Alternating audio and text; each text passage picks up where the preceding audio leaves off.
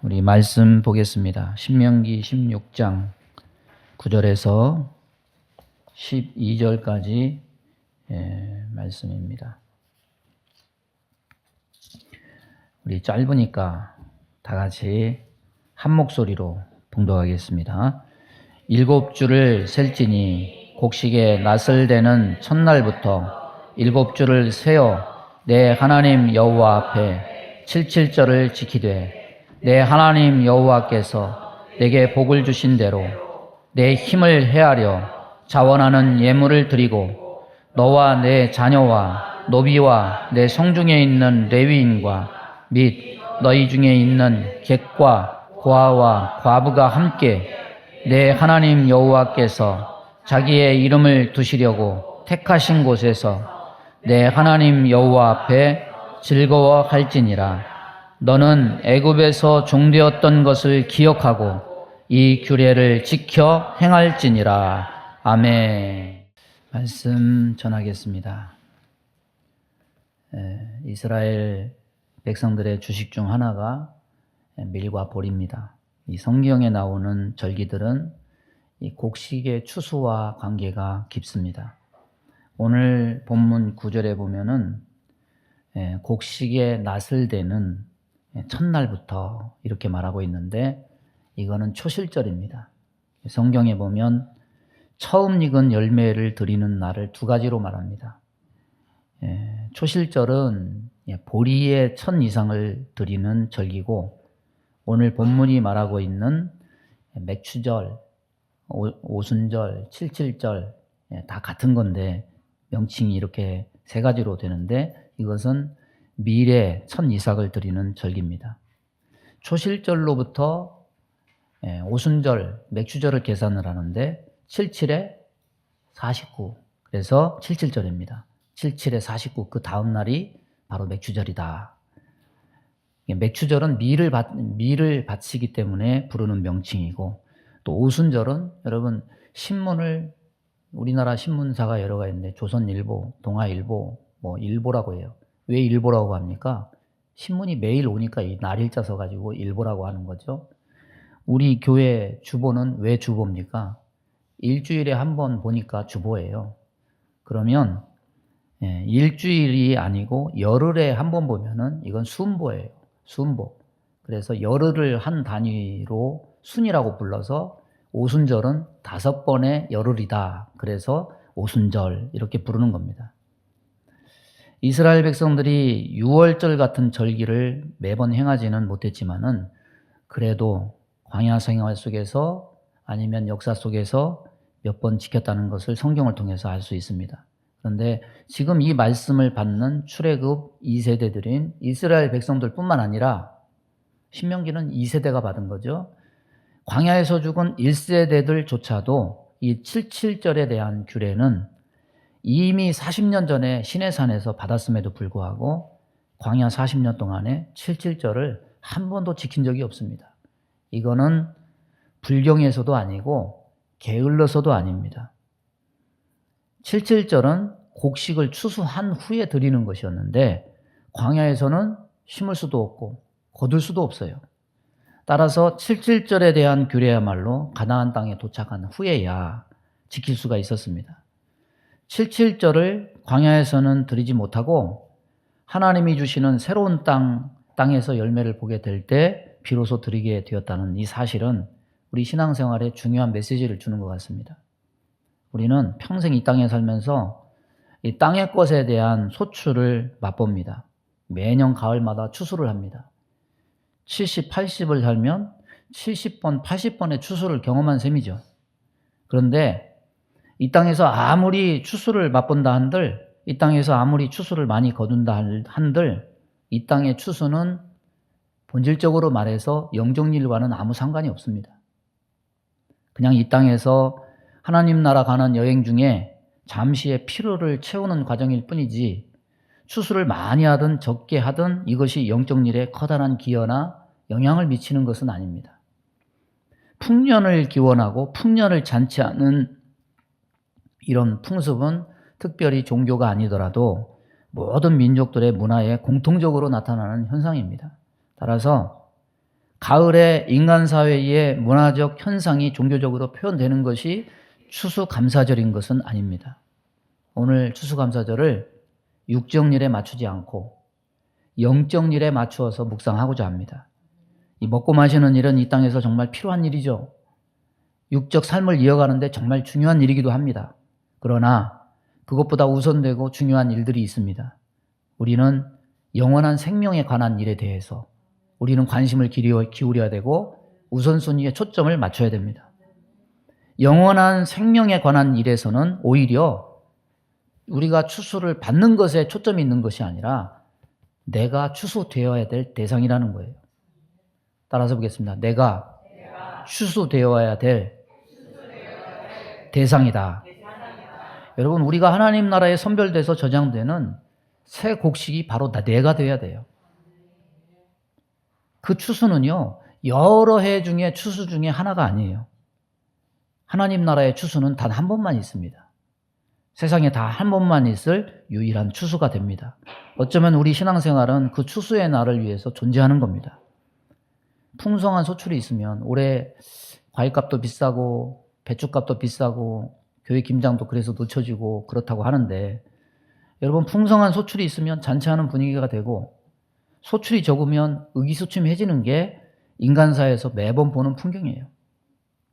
하나님 나라의 추수가 이루어질 때 과연 나는 그 추수의 대상에 속한 새 곡식이 될 것인가?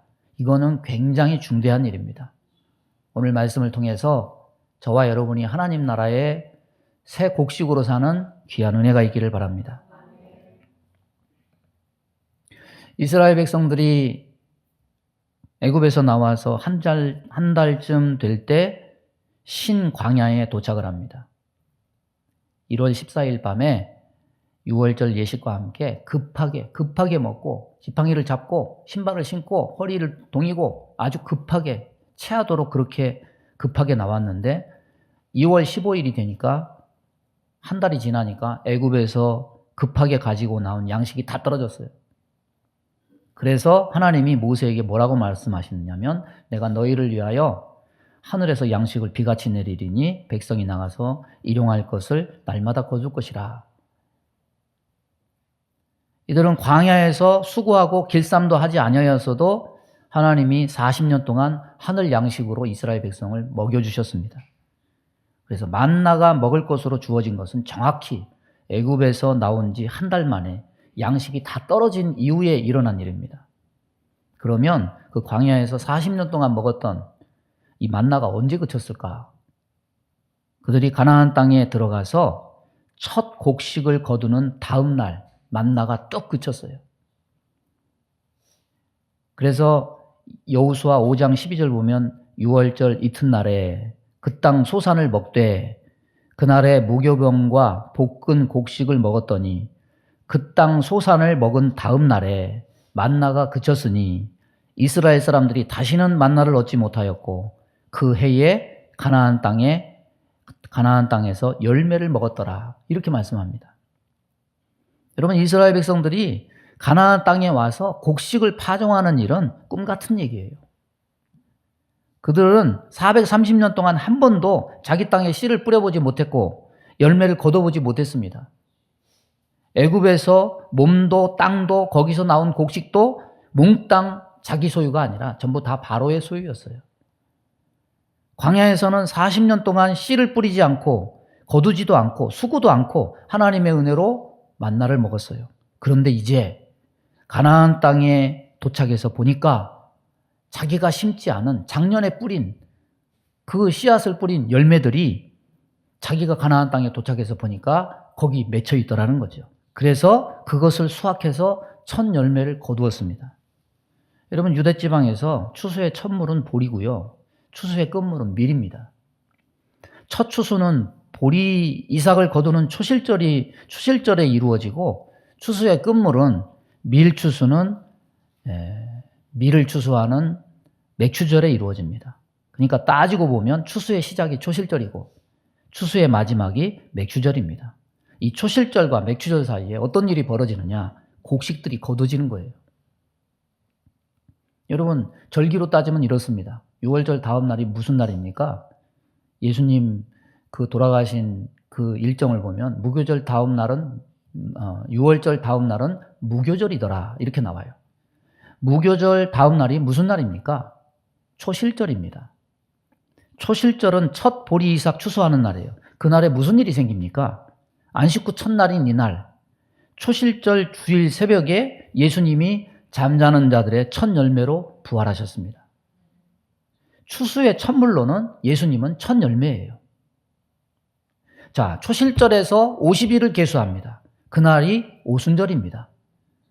오순절은 다른 명칭으로 칠칠절이기도 하고 맥추절이에요.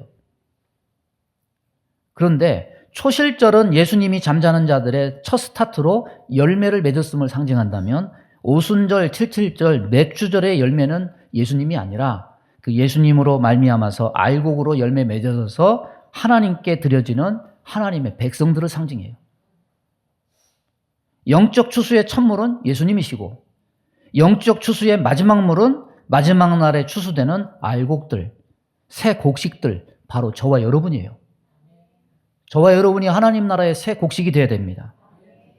추수되는 곡식은 분명히 알곡, 새 곡식이에요. 오늘 찬송 부를 때도 알곡되게 하소서. 저와 여러분이 하나님 나라의 알곡이 되어야 됩니다. 가나안 땅에 들어가서 새 곡식을 먹었다. 이거는 그냥 먹거리 조달 얘기가 아니에요. 하나님 나라에 들어갈 때 새 곡식은 바로 너희들이다. 이것을 우리에게 말씀하고 있는 겁니다. 오늘 말씀 보면 맥추절에 예물 드리고 추수의 기쁨을 가족과 수고한 이들과 세상의 고아와 과부와 함께 나누고 기뻐하라. 자, 맥추절을 지키라 하면은 사람들끼리 기쁨을 나누고 약자를 배려함보다 더 큰 의미와 크고 비밀한 계획이 여기에 감춰져 있어요. 여러분, 이스라엘 백성들이 출애굽할 때가 언제입니까? 1월 14일이에요. 1월 14일. 우리 달력으로 진짜 1월 14일은 아니지만 그냥 편의상 1월 14일이에요. 1월 14일에 어린 양 잡아서 먹고 애굽을 빠져나옵니다. 홍해를 건너고 수르 광야를 지나면서 마라의 쓴 고통을 체험하고 엘림을 거쳐서 신광야에 통과해서 그 다음에 어디에 이르느냐? 시내산에 이르릅니다. 자, 그들은 시내산에 오는 동안까지 얼마 정도 걸렸느냐? 한 달 보름. 그러면 며칠입니까? 45일 걸려요. 자, 거기서 백성들이 하나님 앞에 성결함을 받고 모세가 시내산에 등정을 해가지고 새로운 언약인 돌판에 새긴 십계명을 받은 때가 언제냐? 출애굽한 지 딱 50일 만이에요. 오순절날 뭘 받았느냐? 하나님의 말씀을 받은 거예요. 여러분, 하나님은 이전에 자기의 뜻을 계시하실 때 어떻게 알렸습니까? 구전으로, 말씀으로 하나님이 그 뜻을 가르쳐요. 그러다가 꿈과 계시의 사람 요셉을 잃어버린 이스라엘 백성들은 애굽 땅 바로의 권세 아래 거하게 되고 그들은 바로의 노예가 돼서 살게 됩니다. 그러다가 모세를 통해서 출애굽해요. 시내산에서 처음으로 이제는 말로 하지 않고 하나님의 말씀이 글로 새겨진 성문화된 십계명을 받은 거예요. 이 날이 무슨 날이냐? 오순절이에요. 우리는 오순절 그러면 신약에서 성령 받은 날만 생각하죠. 그러나 구약에서 보는 오순절은 무슨 날이냐? 말씀 받은 날이에요. 따라서 해보겠습니다. 오순절은 말씀 받은 날이다. 눈에 보이는 돌판에 글로 새겨진 계시인 십계명은 말씀으로 역사하시는 하나님의 임재의 표상이에요. 그 전에는 성문화된 기록된 말씀이 없었어요. 십계명은 언약의 첫 열매입니다. 그래서 그것을 성막의 언약궤 속에 두었던 거예요. 여러분, 오늘날 우리에게 77절 오순절의 절기를 지키라 이렇게 하시면 어떤 의미가 있느냐? 추수감사보다 더 깊은 의미가 있는 거예요. 구원받은 우리에게 하나님의 말씀을 주셨다. 하나님의 말씀은 어떤 말씀입니까? 하나님의 말씀은 창조의 말씀이고 하나님의 말씀은 살리는 말씀입니다. 하나님의 창조는 말씀으로 이루어졌어요. 구약에서 보는 하나님의 말씀은 하나님이 말씀하시니 그대로 되니라. 창조의 말씀이에요. 그런데 에스겔서에서 보는 해골뼈들이 살아나는 광경의 요인은 뭐였냐면 거기도 역시 말씀이었어요. 자, 그건 뭘 말하는 겁니까? 예수님을 보내서 구원하시는 하나님의 재창조 역시 예수님의 말씀을 통해서 일어난다는 거죠. 요한복음 5장 25절 보면 진실로 진실로 너희에게 이르노니 죽은 자들이 하나님의 아들의 음성을 들을 때가 오나니 곧 이때라. 듣는 자는 살아나리라. 따라서 보겠습니다. 듣는 자는 살아날 것이다. 자기 백성에게 하나님이 말씀을 주시는데 그 말씀은 창조의 말씀이고 살리는 말씀이다. 하나님이 말씀을 주셨다는 것은 죽이기 위해서 주시는 게 아니에요. 살라고 살리기 위해서 하나님이 말씀을 주시는 겁니다. 그래서 이스라엘 백성들에게 돌판에 새겨서 눈으로 보게 하고 그것을 언약궤 속에 두고 그 언약궤는 항상 이스라엘 백성 중앙 장막에 있어서 하나님이 그들과 함께 하심을 눈으로 보면서 실감케 한 거예요. 여러분, 추수되는 새 곡식은 뭘로 인해서 선별될까를 이 사실이 우리에게 명확히 가르쳐줘요. 구원받은 자의 중심, 곡식의 핵심은 뭐냐? 그 중심에 말씀이 있다는 거예요. 여러분 심령에 말씀이 있다는 거예요. 오순절 그러면 성령 받은 것만 생각하지 그 성령이 신자의 각 심령에서 뭘 하시는가를 여러분 생각해 보십시오. 이와 다르지 않습니다. 여러분 성령은 그리스도께 인도해서 그리스도의 말씀을 듣게 합니다. 이 말씀을 들은 자는 그 말씀을 붙들고 살아갈 때 사단의 온갖 방해를 이겨내면서 믿음의 선한 싸움을 싸웁니다. 저는 시골에서 살았어도 뭐 농사 짓는 법, 작물 이름 이런 거 잘 몰라요. 그런데 뭐는 아냐면 쌀에도 눈이 있다는 건 알아요. 쌀에 눈이 있어요. 이 쌀에 눈이 망가지면은 그 쌀은 먹기는 하겠지만은 그걸 심어서 열매 절대 못 맺어요. 그러면 농부가 쌀을 선별할 때 이 티눈이 닫힌 쌀을 창고에 보관하겠습니까? 곤란해서 먹든지 버리든지 하겠습니까? 여러분, 하나님 나라에 추수되는 새 곡식은요, 말씀을 품은 사람이에요. 여러분, 말씀을 품은 사람이 되시기 바랍니다. 여러분, 이 맥추절기인 오순절에 신약에 와서 어떤 일이 일어납니까? 주님은 구약의 계시의 예표대로 6월절에 어린 양으로서 죽으시고 3일 만에 초실절에 첫 열매로서 부활해서 40일간 하나님 나라의 복음을 증거했습니다. 주님은 승천하기 직전에 제자들에게 부탁을 합니다. 예루살렘을 떠나지 말고 내게 들은 바 아버지의 약속하신 것을 기다리라. 요한은 물로 세례를 베풀었으나 너희는 몇 날이 되어서 성령으로 세례를 받으리라. 그리고 주님 분부를 따라서 마가다락방에서 120명이 간절히 기도해서 오순절에 놀라운 기적을 체험합니다. 막 다른 방언을 하고 거기서 성령의 임재를 경험합니다. 이로 인해서 지상에 주님의 몸된 교회가 세워졌습니다. 맥추절에 새 곡식을 얻었다 함은 영적으로도 똑같은 의미를 갖습니다.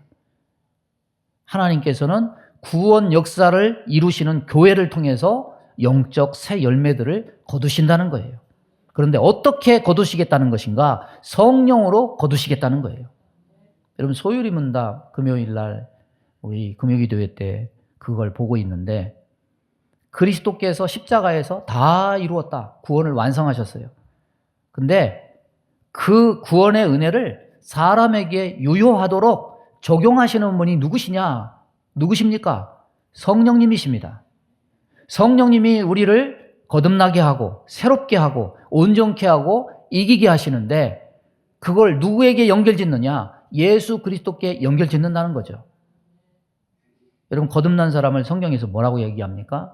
새 사람이라고 얘기하죠. 고린도후서에서는 새로운 피조물이라고 얘기해요. 이건 구약에서 예언된 사건입니다. 에스겔 36장에서 새 영을 너희 속에 두고 또 새 마음을 너희에게 준다. 여러분 맥주절에 새 곡식을 거두는 것 그리고 오순절 성령 강림 사건을 통해서 우리는 거듭나게 됐는데 우리가 거듭난 사건을 통해서 새 사람, 새로운 피조물이 되는 것과는 밀접한 관계가 있어요. 무엇 때문에 새로운 피조물, 새 마음을 얻었다는 것인가? 여러분 사람들 사이에서 저 사람 새 사람이 됐어. 옛날하고 달라. 이렇게 말할 때 뭘 의미하는 겁니까? 뭐 개가천선했다 이렇게 표현을 하죠. 이건 마음을 고쳐먹은 걸 의미하는 거예요. 그렇다면 그런 어떤 경험적인 얘기를 통해서 하는 말들을 기준으로 한다면 옛사람이 가진 마음을 잘 고쳐서 수리해서 쓰면, 이성적으로 깨달아서 마음을 고쳐 먹으면 그것을 새 사람이라고 하고 새 마음이라고 할까? 만약 그렇다고 한다면 굳이 새 사람을 말하고 새 마음을 말할 필요가 없어요. 여러분 생각해 보세요. 옛날 사람들은 뭐 생각하는 것이 없었겠습니까? 생각하고 반성도 했지만 12절에 보면 너는 애굽에서 종되었던 것을 기억하고 이 규례를 지켜 행할지니라. 하나님이 분명히 이 말씀을 주셨음에도 불구하고 이게 됩니까? 안 됩니까? 이스라엘 역사 보세요. 됩니까? 안 됩니까? 이게 안 돼요. 따라서 새 사람이 되는 것, 새 마음을 갖는 것은 인간이 이미 가지고 있는 마음, 그 옛사람이 개가천선에서 수리된 마음이거나 개조된 마음을 의미하지 않아요. 여러분 진정한 새 마음은 새 사람이 되게 하고 새 삶을 갖게 하고, 가장 중요한 것은 뭐냐면 예수님처럼 하나님 말씀에 순종하는 삶을 사는 마음을 의미합니다. 근데 새 곡식이 되려면 이 티눈 중심에 말씀이 있어야 되는데, 옛사람은요 절대 죽었다 깨라도 이 말씀이 중심이 될 수가 없어요. 그래서 사람이 가진 옛사람의 인격에는 이런 새 마음이 없습니다. 사람 본성은요 악은 행할 수 있어도 선을 행할 수는 없어요. 이게 인간이에요. 완벽한 지정의 인격은 누구만 가지고 있느냐? 성령님만 가지고 있습니다. 그래서 새 마음은 누구만 주실 수 있느냐? 성령님만 주실 수 있습니다.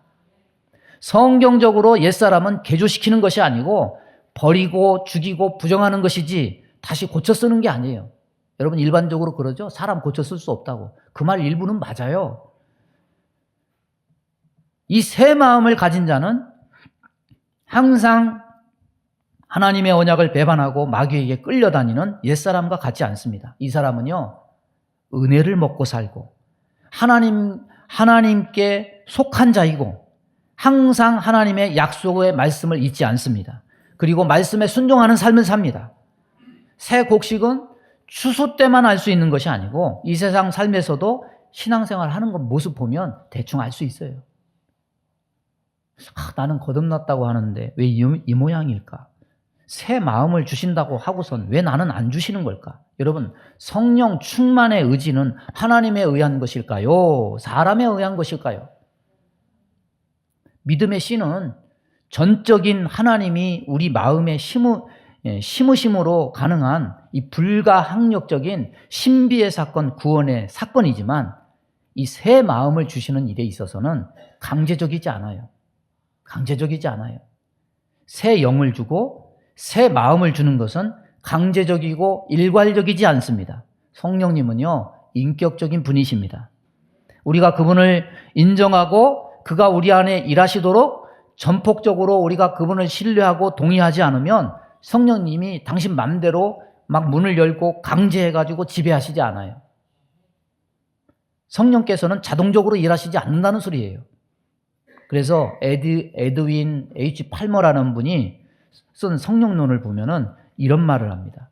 성령의 더욱 풍성한 내주를 얻는 데 있어서 사람의 책임은 100%다. 성령의 더욱 충만한 내주를 구할 의무는 완전히 사람에게 놓여 있다. 여러분 얼마나 의지하느냐에 따라서 나의 성령 충만이 결정되는 거예요. 사람의 의지로 인정되고 소용되는 것은 하나님을 전폭적으로 신뢰하는 데 있어서는 전적으로 다 인정된다는 소리예요. 그런데 자기 의지로 자기 의를 드러내는데 소용되는 의지는 전적으로 인정되지 못합니다. 여러분 전적으로 전폭적으로 하나님을 신뢰하고 성령을 구하고 그럴 때 내가 내 말씀에 티눈이 생기고 이 말씀으로 행할 은혜가 거기에 임하는 거예요. 여러분 하나님께 추수되는 사람 입장에서 보면 그 사람의 중심에 무엇이 서 있고 그 사람이 추구하는 것이 무엇인지를 보면 그 삶을 알 수 있어요. 시선이 말씀에 맞춰지지 않고 세상에 온통 정신팔려 있는 사람, 이 사람이 어떻게 새 곡식이 되고 어떻게 새 마음을 갖고 어떻게 새 사람 이런 것에 관심이 있을 수가 있겠습니까? 온통 자기를 중심으로 자기 세상적 삶의 부유함과 풍성함과 번듯함에만 몰두되어 있는 사람이 절대로 성령 충만 구할 리가 없고 절대로 새 곡식이 될 수가 없는 거예요. 여러분 마지막 때의 모습 중에 하나가 뭔지 아십니까? 세상에는 부요하고 영적 일에는 가난하게 되는 현상이에요. 새 곡식, 새 마음, 새 사람에 대한 관심은 어디 가고 외적인 것만 치중하고 그 부요함을 자랑하는 거예요. 살아있다 하나 죽은 사대교회, 영적으로는 맹인이요 벌거벗은 수치를 지닌 모습이지만 겉으로는 나는 부자라 부족한 것이 없다. 이 라오디게아 교회가 있는 것을 보면 스스로 착각 속에 빠져서 말씀의 티는 잃어버리고 새 곡식이 되지 못한 열매는 없고 웃잘한 이 가라지 신자가 말세에는 많게 될 것이다. 성경은 예고하고 있는 거예요. 여러분, 야고보서 2장 5절에 이렇게 말씀합니다. 내 사랑하는 형제들아 들을지어다. 하나님이 세상에서는 가난한 자를 택하사 믿음에 부요하게 하시고 또 자기를 사랑하는 자들에게 약속하신 나라를 상속으로 받게 하지 아니하셨느냐. 여러분 믿음에 부요한 자들이 되기 바랍니다. 말씀의 티는 가지시길 바랍니다. 그 말씀의 티는 가져서 말씀대로 살게 해달라고 성령님을 구하시기 바랍니다. 말씀을 정리합니다. 추수의 끝물인 이 맥추절, 오순절, 칠칠절은 근본적으로는 십계명 하나님 말씀 받은 날이에요. 그리고 이날은 첫 열매인 예수님을 따라서 하나님의 곡식들인 마지막 추수 때 새 곡식을 거두는 날이 돼요. 교회는 새 곡식을 모으려고 주님이 창설하신 곳이지만 우리는 아직 가나안 땅에 들어가지 못했어요. 아직 영적 맥추절 마지막 추수 때가 이르지 못했습니다. 그래서 아직도 교회엔 이 말씀의 티눈을 잃은 가라지들도 많이 섞여 있어요. 하지만 주님은 마지막 그날이 오기까지 가만히 내버려 두어라. 주님은 말씀하셨어요. 그런데 언젠가는 주님이 선별하실 거예요. 그리고 맥추절은, 칠칠절은, 오순절은 주 앞에 선별된 새 곡식이 되라고 이날에 새 마음을 주신 날이기도 해요. 새 마음을 가진 사람은 옛사람이 반성하고 개조되어 되는 그 사람이 아니에요. 성령 받아서 관심사가 달라지고 예수님이 좋아지고 하나님의 말씀을 행하는 사람이에요. 이 사람은 세상을 따라 좋아하지 하며 살지 않고 말씀을 따라서 좋아하며 사는 사람이 됩니다. 오늘날 왜 새 마음을 갖지 못하느냐? 고도의 영적 수련이 필요해서가 아니라 사람들이 안 구해요. 사람들이 하나님 이용해서 자기를 부욕해 하는 데는 관심이 있어도 믿음에 부여하고 말씀에 중심 둔 삶에는 별로 관심이 없어요. 그러나 오늘 알아야 돼요. 그냥 육신의 추수만 기뻐하고 지날 일이 아니에요. 우리도 추수될 추수 대상이에요. 새 마음, 새 사람 되지 않으면 우리는 새 곡식, 알곡이 될 수 없어요. 제가 설교 다 마쳐놓고 AI하고 대화를 했어요. 야, 내가 오늘 신명기 몇 장 가지고 제목은 이렇고 이런 세 가지 논지로 얘기하려고 한다. 그러니까 뭐 어떤 거 같냐, 뭐 잘못된 거 있거나 수정할 거 있으면 얘기해 달라 그랬더니 내용 좋아 뭐 그러더라고. 예? 내용 좋은데 근데 마지막으로 한 가지는 덧붙여야 되겠대요. 이게 뭐냐면 사람들이 이 설교를 듣고 새 곡식이 되는 게 먼 미래의 일이라고 생각하면 안 된대. 교회 문을 나서는 순간에 새 곡식으로 살아야 된대. AI가 한 거에 대해서는 아멘을 잘 안 하시는구나. 여러분, 사는 동안에 새 곡식이 돼야 돼요. 마지막 날에 새 곡식이 되려면 이미 늦어요. 성령을 구해서 새 곡식으로 사는 저와 여러분 되기를 주님의 이름으로 축원합니다. 믿음의 손을 가슴에 얹습니다. 몸이 아픈 곳에 손을 얹습니다. 아버지, 우리의 옛사람은 죽어지고 우리의 새사람이 하나님 말씀에 티눈이 생겨서 열매 맺고 하나님 곡식 창고에 저장되는 은혜가 있기를 원합니다. 이 세상에 살 동안 롯의 처처럼 뒤돌아보며 세상 것 좋아하고 세상의 탐욕을 가지고 살지 말고 하나님 은혜의 말씀에 가슴 중심에 새기고 이 말씀으로 승리하는 자들 다 될 수 있도록 인도해 주옵소서. 우리 마음 가운데 원망, 불평, 시기, 질투, 미움, 다툼, 이간질하며 불순종, 불신앙케 하며 불안, 초조, 염려, 근심, 두려움을 주는 모든 어둠은 다 떠나갈지어다. 성령으로 우리를 다스려 주옵시고 우리의 눈과 마음과 귀가 비뚤어진 것 바로 세워주시고 말씀으로 옳은 길을 가고 생명의 길을 갈 수 있도록 은혜 도하여 주옵소서. 몸이 연약한 곳에 손을 얹고 기도합니다. 손을 얹는 곳마다 보혈로 씻어주시고 성령의 불로 태워 주옵소서. 예수 이름으로 명하노니 모든 병만은 다 떠나갈지어다. 우리의 정신과 마음이 바로 세워지고 우리의 육체도 바로 고쳐지고 하나님의 선한 의의 도구 되어서 많은 열매를 맺고 하나님의 새 곡식 창고에 저장되는 복된 자들 되게 은혜 내려 주옵소서. 예수님의 이름으로 축복하고 기도하옵나이다. 아멘.